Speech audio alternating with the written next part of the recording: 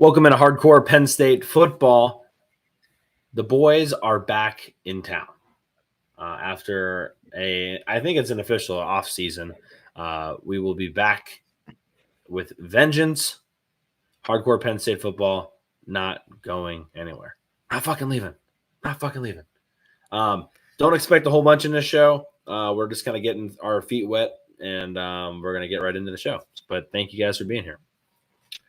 If you're not watching on YouTube, or if you are watching on YouTube, wherever you're watching or listening, please make sure you subscribe. Welcome into Hardcore Penn State Football. I'm Cory Listoki. With me, as always, the great Shawn Kane. How you doing today, Shawn? Not too bad, Cory. Waited a long time for you to say that. You like that? Great to be back. Oh, yeah. And God, it's our first live show in so long. I've got married since then. I found out I'm going to be a dad since then. We haven't had a stuff. live show since then? Yeah. I think it was like around my bachelor party, the last live show we had.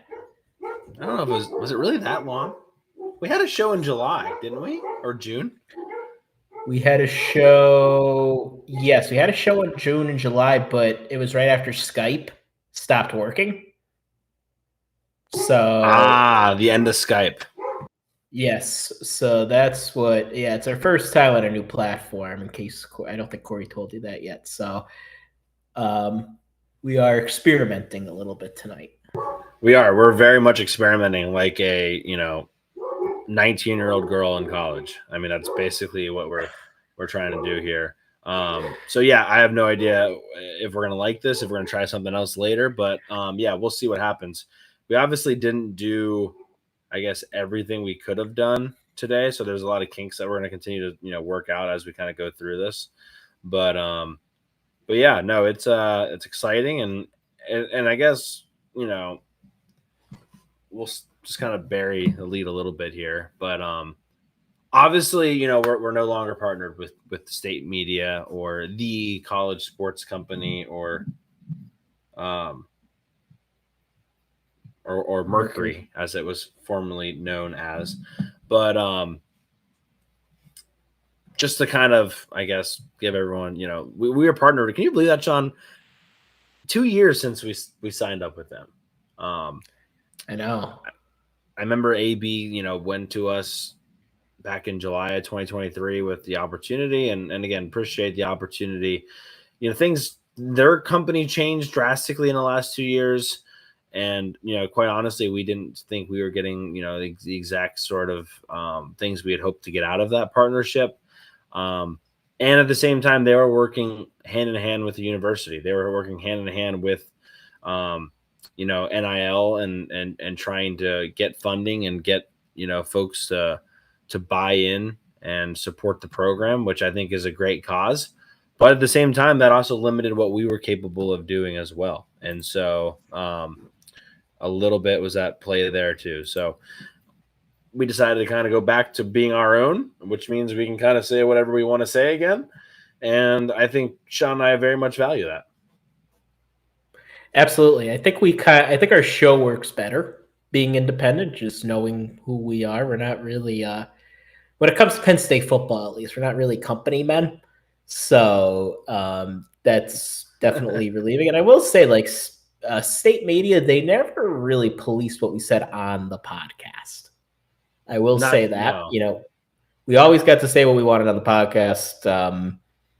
So I'll leave it at that. But really, it was really cool getting to know Hack, especially. Hack was really, really cool to work with. Nothing but good things to say about him. But like I said, we are on to being independent again, and I think Cory and I are both really, really happy about that. Yeah, no, there's no doubt about that, and we'll get right to it. So, yeah, please make sure to subscribe to the new YouTube channel. That was the one thing that we could not obviously hold on to. And so if you can like this video and subscribe, we already have 32 subscribers, so we're already moving in the right direction. But anyway, appreciate you tuning in. And if there were some podcast things that we had to get figured out as well. So hopefully that gets taken care of. Hopefully the audio version gets put where it's supposed to get put. I don't think it will affect the new releases, but getting some of our old releases back might take a little bit. So hopefully that doesn't get affected too much. Shawn, we're going to obviously talk a lot about Penn State football. I need to talk about how often we want to kind of start having these shows again before the season officially starts. I know we plan to try to probably go to, twice a week during the regular season, like we typically have done. Hard to believe we're going into our fourth season doing this. But we'll figure out more details as far as how we want to go about it. I still plan to do the Big Ten pick'em, so no changes there either. We'll have to figure out the prizes for that, obviously, as well. But the plan is to keep things basically as they were. Obviously, Shawn, you're going to be a little bit busy in November, end of October? Yep. Due date is November 14th. They want to induce my wife, though, on Halloween. Do you know what the day after Halloween is, Corey? November 1st. The day of the Penn State-Ohio State game. So, with my luck, my baby will be born on the Penn State-Ohio State game. But yes, November will be a bit busy for me. But I'll still, I don't know. We'll work all that out when we get to it. But I'll be on paternity leave too, so I should have some time. That's good. That's what I was telling Maddie. I was like, it's not like he's going to stop watching Penn State football or stop reading about Penn State football, or you know what I mean. So yeah, there'll just be a lot of me feeding a baby while watching it and changing diapers and stuff like that. Right. But so anyway, I think that's most of the housekeeping, Shawn. I'm going to be really excited for when you get some furniture in that room, and it's a smidgen less echoey, but it's not awful. I don't want you to feel like it's in a terrible spot, but really excited for that. Also, I'm more prepared now. I have the entire Big Ten comprehensive schedule week by week, so I'm going to probably put that somewhere up on the wall over here. So when you wonder who's playing who next week, I got that for us. I ripped that right out of the Town and Gown annual magazine, and I ripped out the roster too. So I have the entire numeric roster. So when I don't remember someone's name, I've got that prepared as well. So we are already ahead of schedule, Shawn. Very good. So this Penn State football team, I think, is going to be pretty good. So I've heard we have. I'm not even going to try to catch up to where we needed to catch up on. I think it's not even worth trying to get back to like where we were. I think we just kind of jump right in and we go with it. The biggest thing today, if you care about those things, is that Penn State officially is the number 2 team in the country according to the AP poll.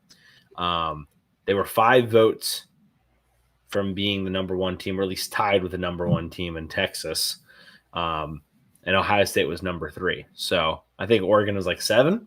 But Penn State, number 2 team in the country. Someone said it's the highest start since 97, which I don't know if that's really a good thing. But people are locked and loaded, Shawn. Ben Jones, as much as we don't necessarily love Ben Jones, and not really don't love him as a person, but don't necessarily like the way he tweets, where he can never actually have any sort of confirmation about the way he tweets. Had a very, again, kind of like gray tweet where he, I think, was trying to say something along the lines of like, is Penn State overhyped? But he wouldn't come out and say it. But I think, and tell me if I'm wrong on this, Shawn, I feel like it's not so much Penn State being overhyped. I mean, I'm sure there's some of that. But in my opinion, and I've started my research now on other teams as well as Penn State more than, say, I had a month ago.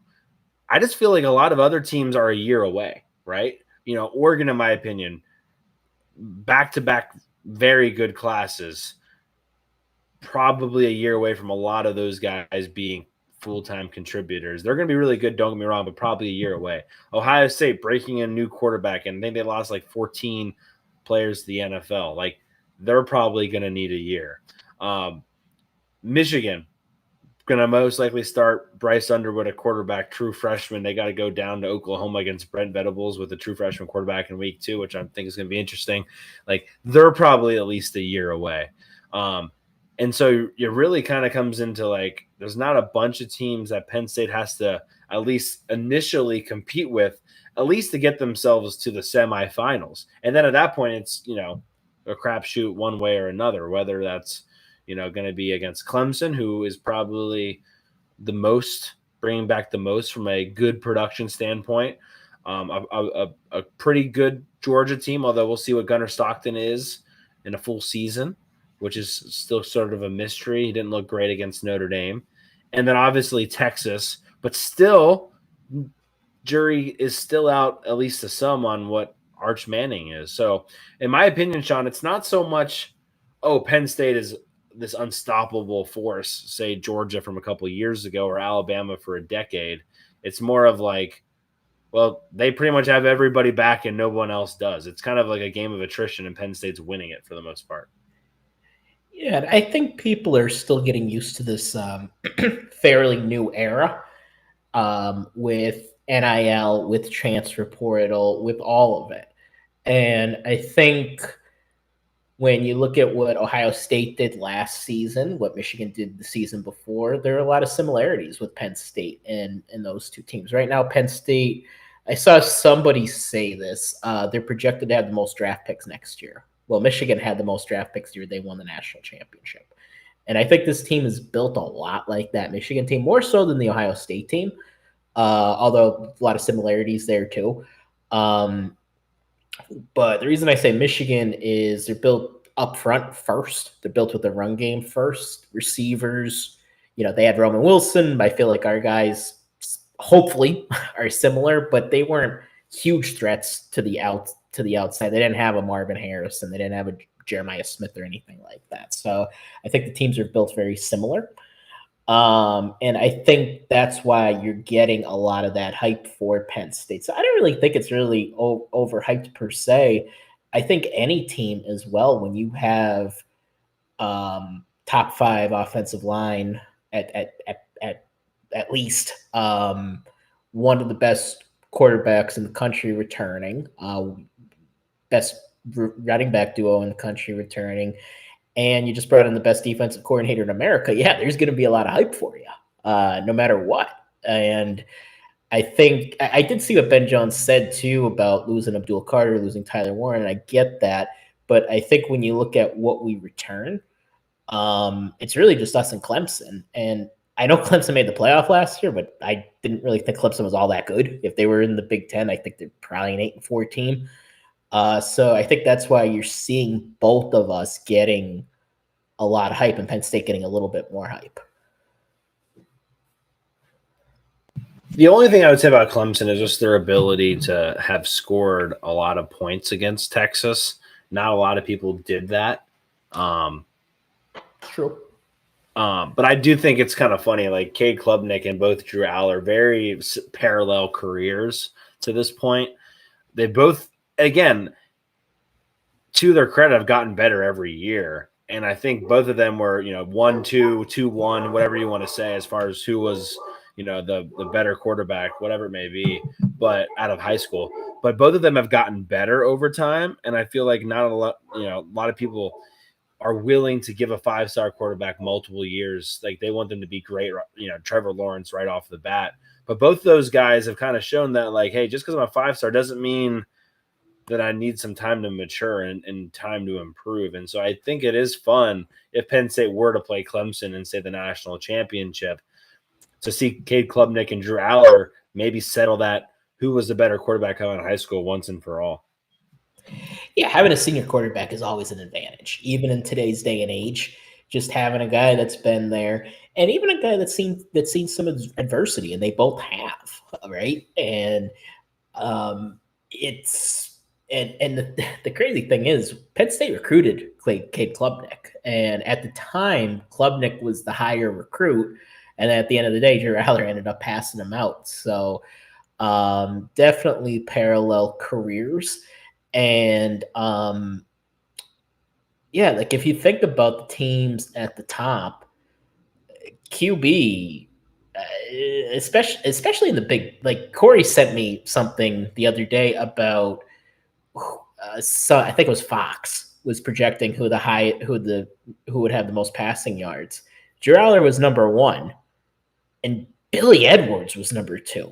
I'm like, Billy Edwards? It's not good. Really?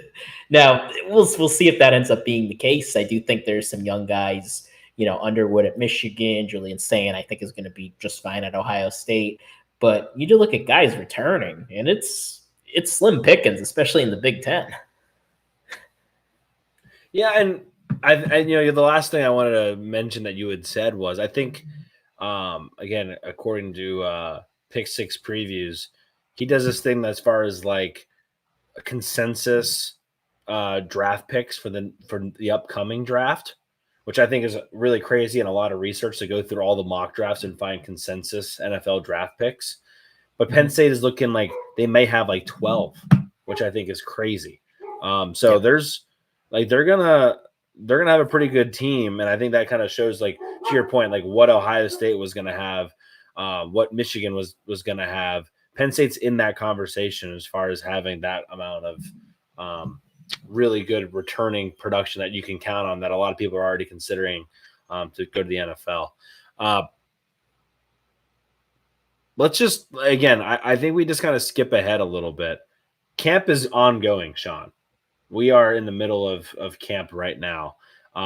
We have a couple questions we might answer a little bit later in the show, but obviously the biggest question mark coming into camp is the wide receivers. Trebor Pena, Kyron Hudson, and Devonte Ross. What are those guys going to step up and make enough of a difference to win the national championship? And that's what everyone's going to focus on. And I think that's reasonable. But besides that, Shawn, because we love talking about the wide receivers, what else are you kind of paying attention to right now and for the next couple weeks? Depth at defensive end. I think Penn State, I think that initial excitement in January, and 90% of it is still there, when we saw everybody coming back. At the time, at defensive end, everybody thought, obviously everybody expected Abdul Carter to go pro, but we still felt great about what we had coming back because DDS was back, wouldn't be still there. And then we were thinking, okay, Zariah Fisher's going to come back from injury. Smith Vilbert's going to be here. Amin Vanover's applying for that waiver. Who gets their waiver tonight? Apparently Amin Vanover. And Max Granville's going to be there. Well, you fast forward, Max Granville's not going to be here for this year. He is injured. Probably, I think he is out for the whole of 2025.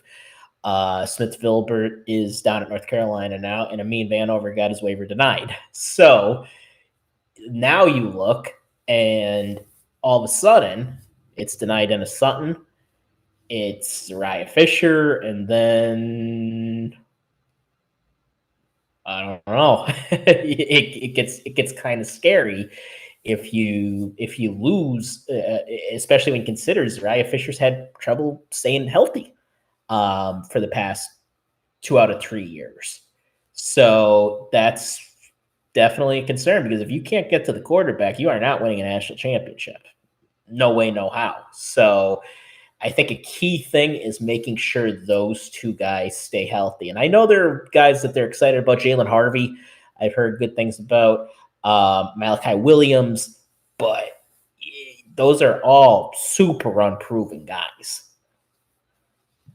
Yeah, defensive line in general, right? Whether it's defensive end or defensive tackle, I think both of those positions I want to feel good about just because I know Penn State has a track record of it being good. So I don't want to say it's high on my concern. I would probably put it at like a 6 out of 10, to be honest with you. Like, I think they're going to be okay.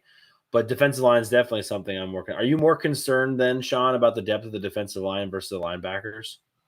Yes, I think linebackers were going to be all right, actually, because running a 4-2-5, I know we're going to run a lot of 4-3 stuff, especially when we play the Iowas of the world. But I trust Rojas. I think Rojas, I know we were kind of critical of him at times last year, but I think a lot of his problems was injury related. I think he's going to have a good year. I think Campbell seems to have really impressed during camp. DeLuca, we all know about him. They might put a little bit more on his plate this year. And then you have to remember Keon Wiley is still there. And I think there's a lot of confidence in the building and what Keon Wiley could do. I think Specca could play. So I do think you got 5 guys there that you could somewhat trust, at least somewhat trust. It gets a little scary if you lose one of them, because then you're down to 4.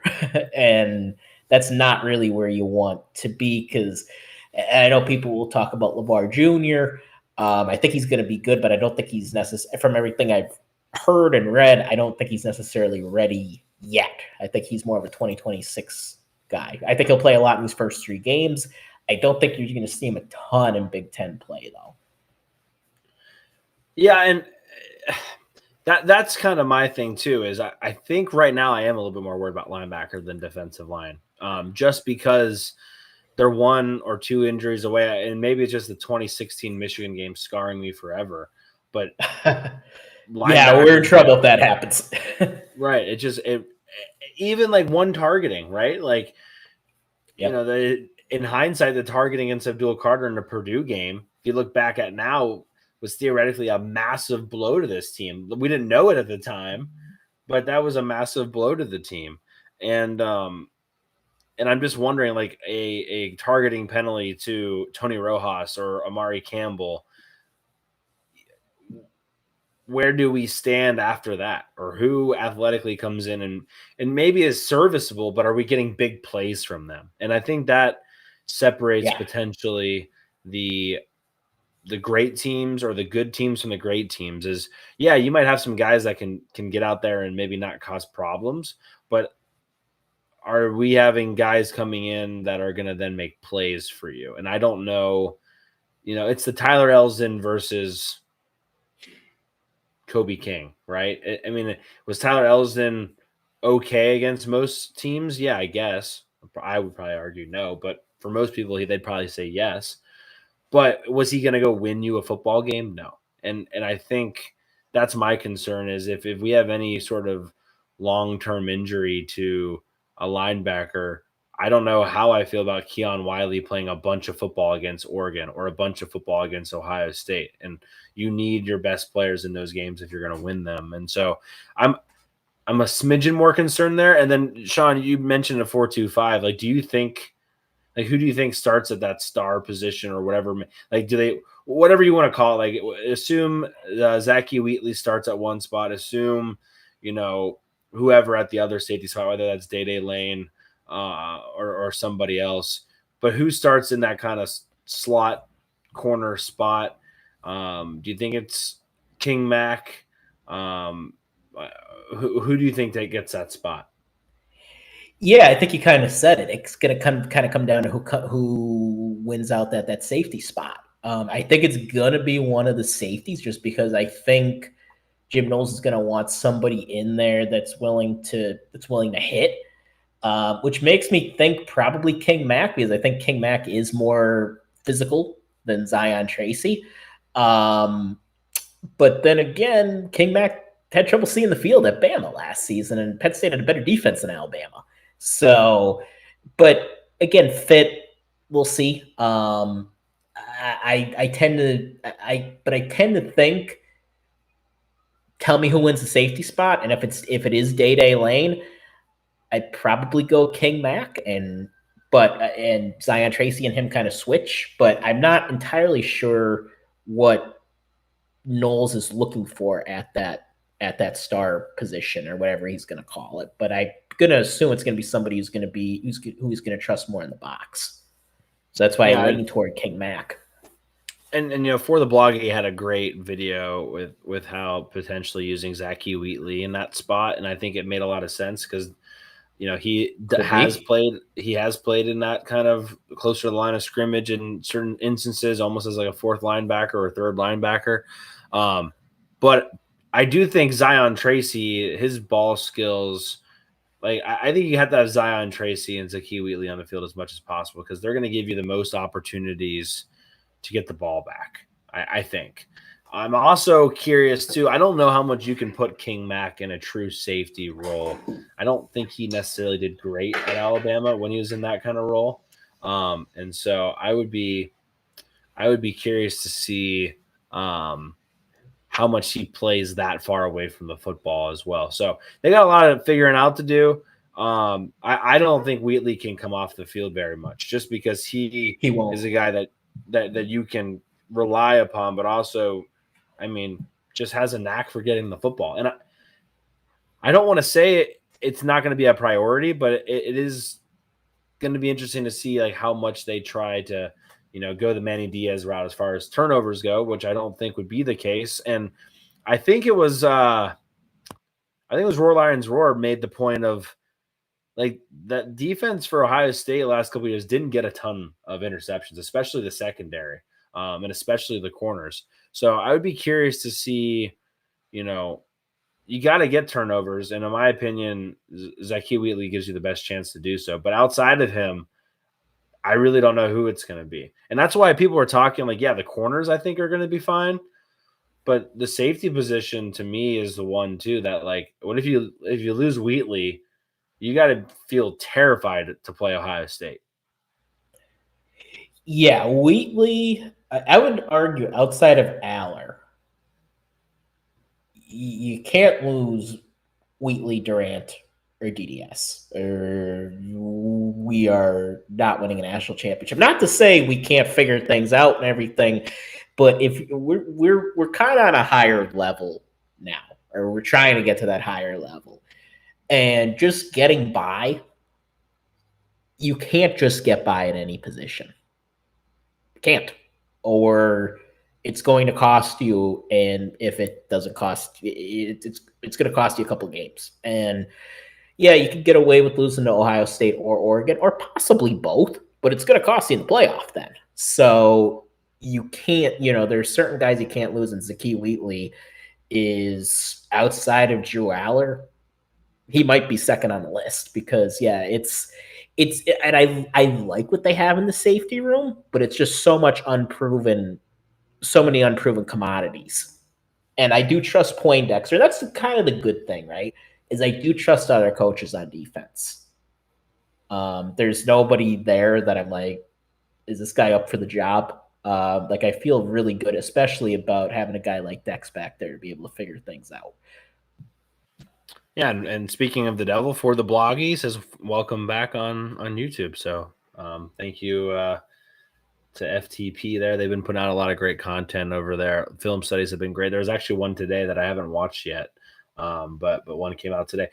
And Shawn, to your point, like, who do you have to have? That's one of my, and maybe it's not fair because we haven't started yet. And I think we have to remind people, Abdul Carter was not like this absolute menace to start the season. Like, he didn't have a great September last year, which I think a lot of people forgot about. I mean, you can go ask Corey Geiger. Corey Geiger was like telling people like, yeah, he should switch back to linebacker.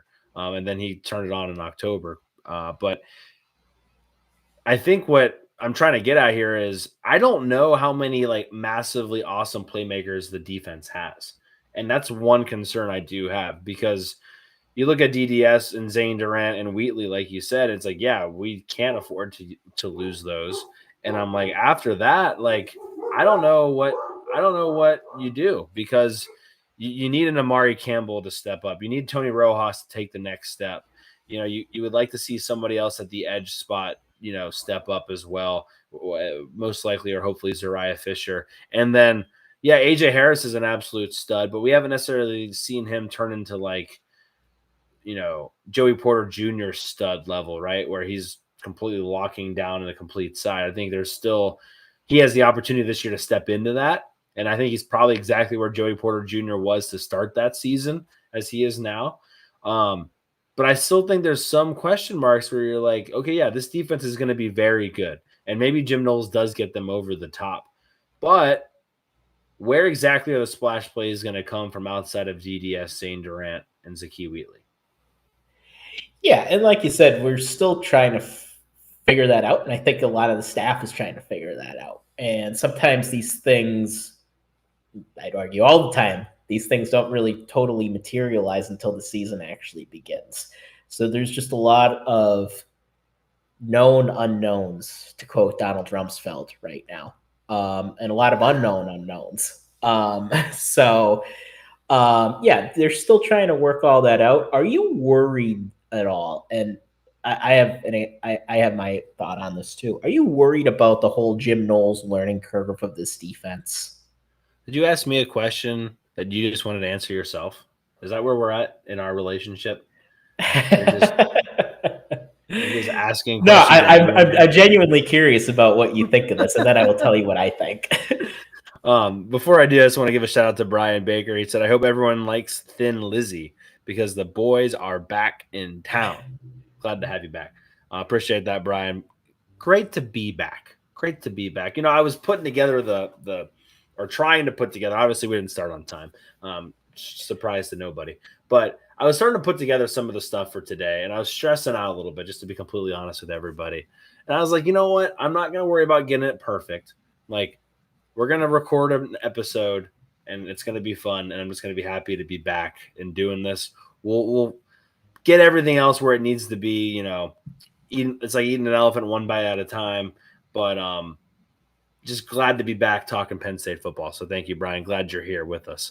To answer your question, Shawn, that you want to answer yourself, I know Jim Knowles was asked about that specifically, and he had mentioned that he had learned some things. That's one thing that, if you remember, as soon as Ohio State fans lost their absolute mind and didn't want to enjoy the national championship because they wanted to just complain about Knowles, was, well, Jim Knowles isn't going to be very good in the first year. Like, he didn't, install his entire defense in year one. And it's like, guys, he had to clean up a complete catastrophe at Ohio State. He doesn't have to do that at Penn State. And he kind of hinted at that when the Big Ten media crew was there. It's like, guys, like, he didn't even install everything. He said we took a lot of what Penn State was already doing, and then he began to kind of make adjustments as he saw fit. And then he started changing some things as he needed to. And I think that's a huge distinction from what he had to do at Ohio State. And that gives me a lot more confidence that he's going to be able to have a quicker transition. Do I think it's going to be perfect right away? I don't think so. The good news is we play absolutely nobody for the first couple weeks of the season. And so he's got multiple games to figure this out. And he still has a bunch of athletes that are going to hopefully solve a lot of those problems. A guy like Denai Sutton, if he's as good as they want him to be, he's going to make calling defense very easily for Jim Knowles. You and I kind of agreed, like, Tom Allen did a lukewarm good job last year, right? Like, if he was a shower temperature, he would be good enough for you to, like, take a shower, but you're not staying in there any longer than you have to, right? Like, that temperature is not fantastic. Like, you're just getting the job done and you're moving on. Or, like, if you're at your neighbor's place, like, or your friend's house, like, it's like you're happy to have a shower, but you're not necessarily satisfied with it. I think we're going to feel pretty good about the temperature of the water with Jim Knowles. I think we're going to be pretty content with where we're at. And I think the whole reason they brought Jim Knowles in versus, holding on to somebody or hiring another Tom Allen-like person was, we need Jim Knowles to help us win games, right? You could very much argue Jim Knowles was the difference in the Ohio State-Penn State game last year. That is sort of what Penn State's looking for to take the next step and maybe even help Andy Kotelnicki and the offense take the next step. Yeah. The one defense that Andy Kotelnicki always struggled against was Jim Knowles' defense, and that goes back to their days at Kansas and Oklahoma State. So take that for what it's worth. Great point. I tend to agree with you. People don't remember, like, the 2021 Penn State offense, which was not good outside of Jahan Dotson, put up points on Ohio State. Like, the 2020 offense put up some points on Ohio State, and that was the worst team of the James Franklin era. So it was not an easy cleanup for Jim Knowles. Yeah, he had talent, but you got to be able to put all that together. And it did take him a year, but Penn State is in a better spot with Jim Knowles taking over. So pretty much agree with everything Cory said on that. So nice job, Cory. Thank you. And then you take a look at those Oklahoma State defenses. If you look back at some of those Oklahoma State offenses in the early 2010s, if they had a competent defense, they could have won a national championship. But they didn't, and they didn't have Jim Knowles then. And then Knowles came there, and it took a year. It might have even took 2 years there because it was such a mess. And he got them figured out. I was thinking about that too. What he did at Duke back then was also very impressive. If you go all the way back to those times as well. Will Gamble on YouTube says, "Oh boy, we are close to the season. Good to see you guys back." And then his question: do you guys think bringing in the 3 wide receivers will fix Allar's problems? I guess we're just going to jump right into it, Will. Appreciate that. I think if Caroline from Twitter was here, she'd probably get mad at me for saying this, but I'm not completely sold on Drew Allar as far as being the guy that Penn State wants him to be. I think he has the tangibles. I'm still not necessarily convinced he has the intangibles. My biggest concern, honestly, is that he's just not a cool cucumber, just to be completely honest with everybody. I don't know. I'm glad he showed emotion and he was fiery. That's great. I don't know if he is collected under pressure. I don't know if he's going to be able to handle, blitzes well enough to take care of it, or make sure he doesn't throw an interception on a potential game-winning drive in the semifinal. I just don't know if he's got it there or not. And I feel like some people do and some people don't. And I don't know if you can really take a step in the right direction with that. I don't know if having wide receivers necessarily makes that better. Now, where it could help is if you have 2 or 3 wide receivers that you can count on, like he did with Tyler Warren, does that then breed some confidence where that then isn't an issue? And I think that is what is going to need to be kind of figured out. How much can having 2 weapons or 3 weapons every time Drew Allar steps back to throw provide the confidence he needs in order to be a cool cucumber? And if that's all it takes, well, then the sky is the limit. I just don't know yet, because there were very obvious times when Tyler Warren was double covered or he was bracketed. Drew Allar got very uncomfortable very quickly. The incomplete pass on the 4th down play where they were trying to throw it to Tyler Warren against Ohio State, and then he ended up throwing a meh ball to Khalil Dinkins, who wasn't really open either. Other people should have probably been open, but immediately as soon as Tyler Warren was covered, it was you could almost see it in his eyes, what am I going to do now? And I think that happened a couple times last year. So in my opinion, I think I think it could fix things, but I don't think it's I think he has all the physical traits, Shawn, to be a fantastic quarterback at this level and the next level. I think really it's going to be that last 5% that's all up here in the noggin. We've talked a little bit about Drew and, some not performing well under pressure moments, especially against the better teams.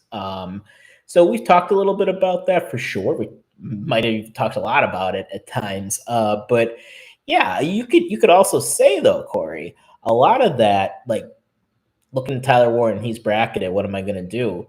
Well, if you look, he's trying to throw the ball to Amari Evans, and who's not always running a go route, and Liam Clifford. It's hard to get that confidence that you talked about when those are your options and you don't see them open. Now, I think there were times that he probably could have tried to throw guys open a little bit more. I think he was willing to do that more last season than compared to 2023, because in 2023, he wasn't doing that against anybody.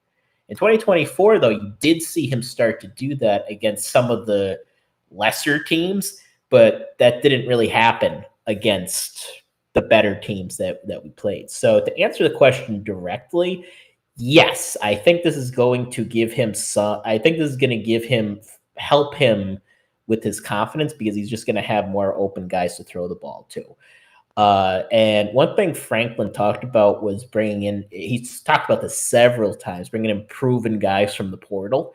Because I think there were guys that they've brought in before in the past that they're like, oh, well, this guy's got some talent. And then they didn't do anything at their previous stop. And then they get here and they also don't do anything. And I think Franklin this year in the portal was looking for guys that did have production. All these guys, all three of them, you had production. Now, do I look at any of them as a bona fide number one guy? Not necessarily, but they're all good players. And I think we just needed more good players. Like Harrison Wallace, I would probably put in their class, but Harrison Wallace had no catches last year against Notre Dame. So how good is he exactly?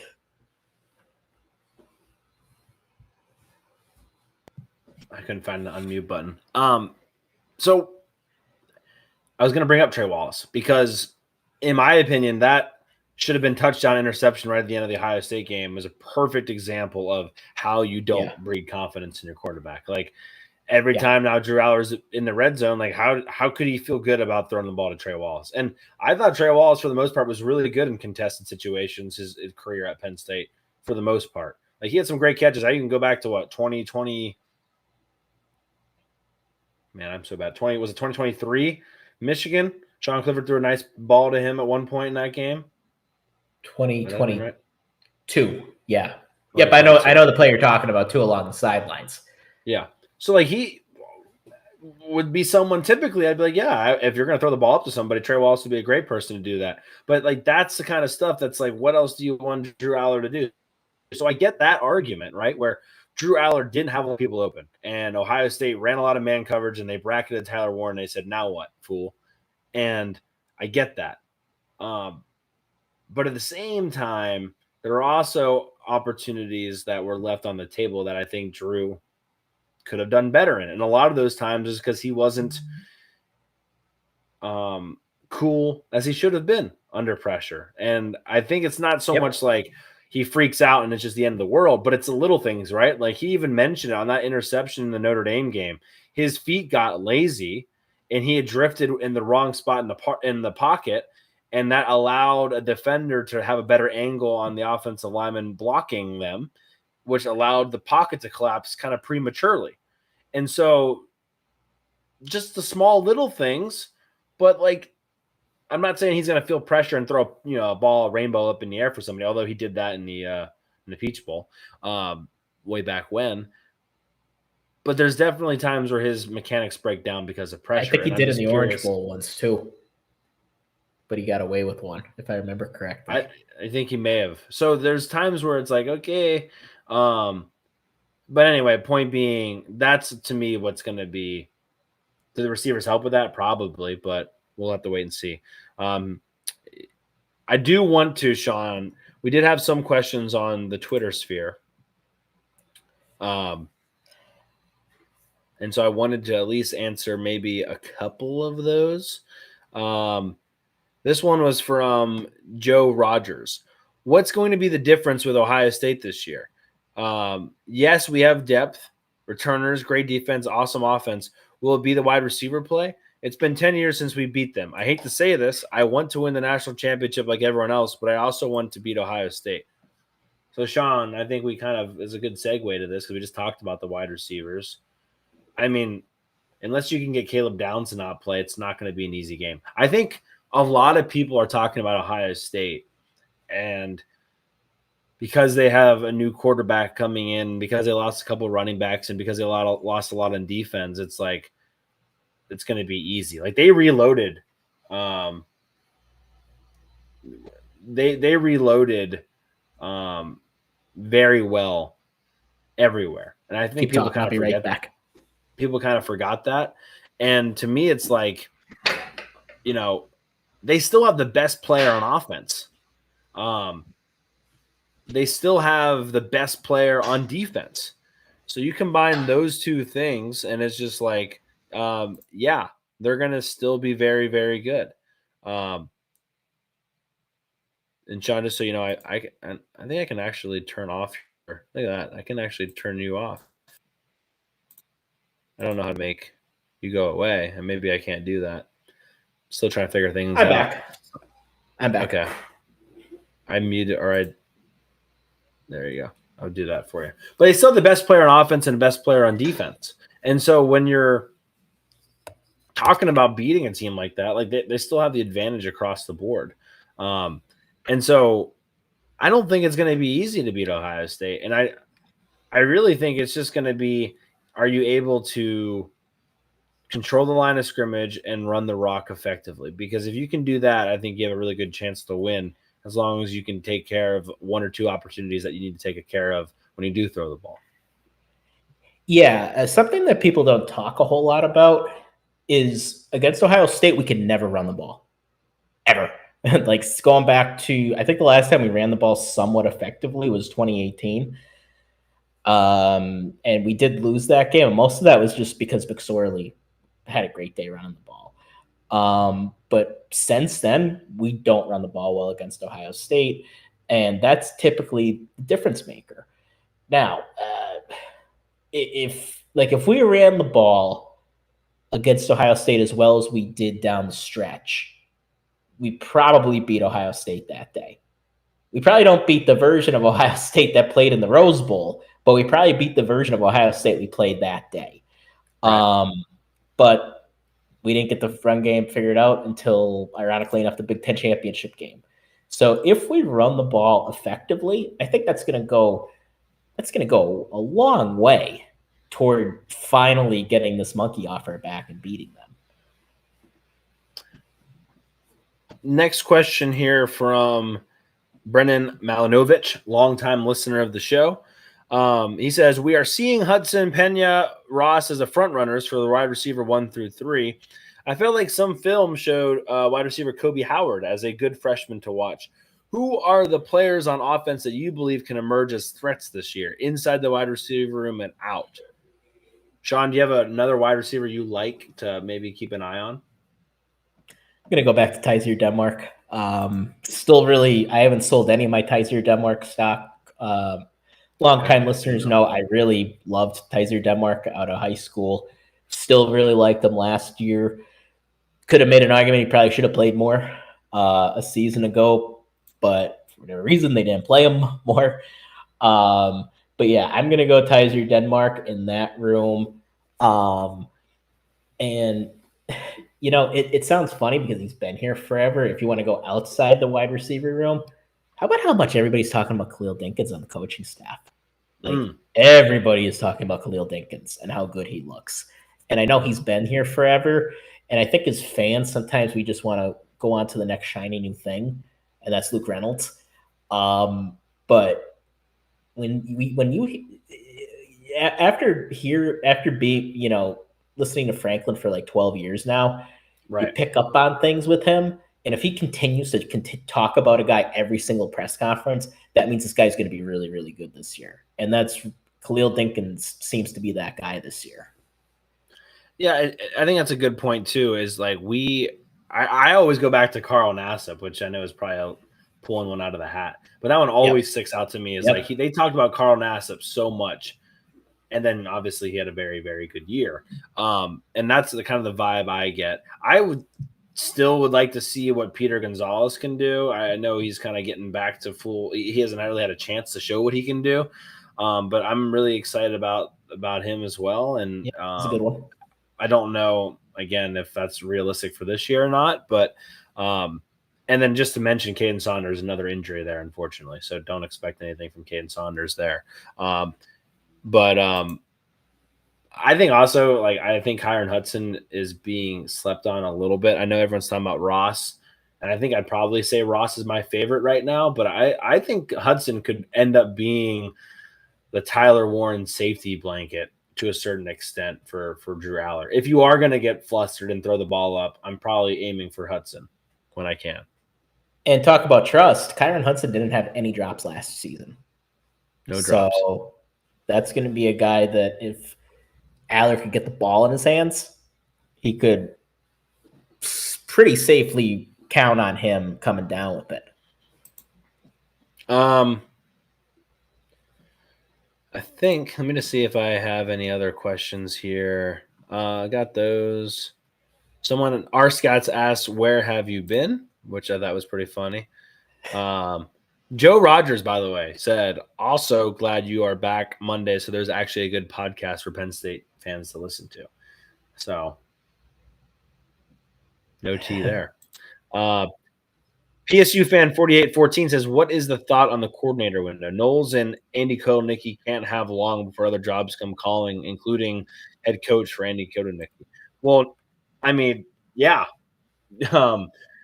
I think in college football, period, right? You have a window period for players now. You don't know who's going to hit the transfer portal. You don't know who's going to declare for the NFL draft. You don't know who's going to, get a new OC job or new head coaching job. Or when you think you have a very dedicated and loyal running backs coach, they could just leave for a lateral job for the school that beat them in the semifinal, which I don't know, sounds like the pussiest thing I've ever heard of. But you just don't know, right? Like you think you have something great and loyal, and then they just leave, and then try to take recruits that they've recruited for the last 3 years.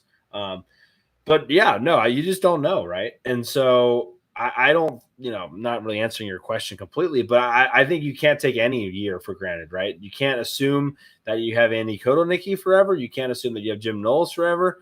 I think the only one you can maybe assume is you probably have Terry Smith forever. I think at this point. Actually, Phil Trotwine was the one that came out and said the other day that like he doesn't see the desire to go coach anywhere else, which again, another college job. Is that what he said? A college job? Yes. Interesting. I like that you picked up on that. Yeah. But again, I don't even, how much do you believe that, right? Like, yeah. I appreciate him saying that. But anyway, so yes, the short answer is like this probably, if things go very well, whether they end up winning a national championship or getting to the championship, I think you have to assume that you're going to see a lot of attrition by the coaching staff and the players. Obviously, the players either they could lose all their games this year and they're going to have a massive attrition of players leaving just because that's what they brought back this year.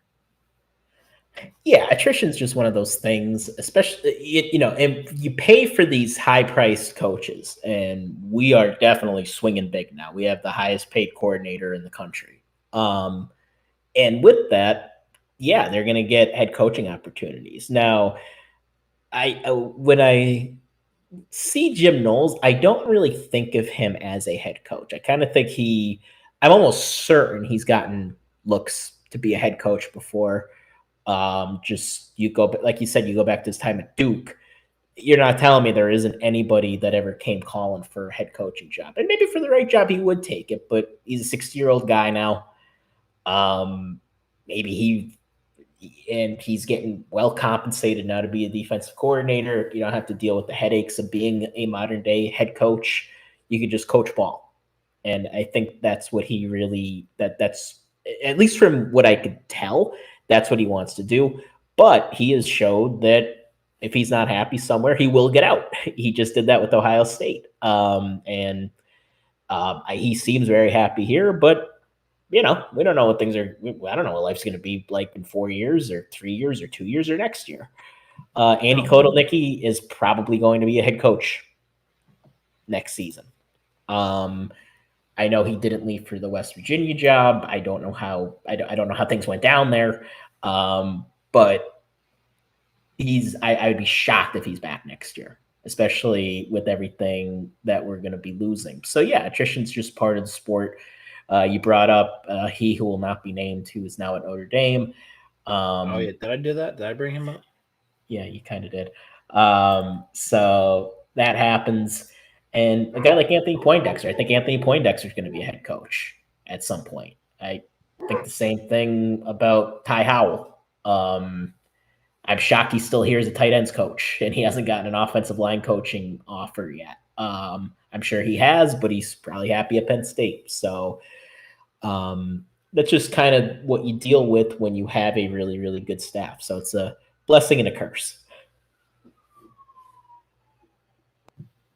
I think we're about wrapped up for today's show. I think we got all of the questions answered on Twitter. We didn't have a ton of questions. I kind of just said like we might do it, we might not do it. as far as questions. So appreciate getting the answers there. Obviously, if you're listening on a podcast, the best way to get your questions answered is to be here in the live chat. Even if you don't subscribe or watch live on YouTube, you should definitely subscribe on YouTube. Help us out there. And then, like I said, podcast platforms should remain the same. There's some stuff we're still doing with the college sports company to get that sort of figured out and everything moved over. But hopefully that should be resolved in the next day or two. But otherwise, we are moving, Shawn. Shawn, I got to talk with you as far as when we want to record next. I'm maybe up for another one this week. I'm just going to throw that on you and put that on you live on stream, so you can't say no. I am actually pretty busy this week, but I could do the weekend.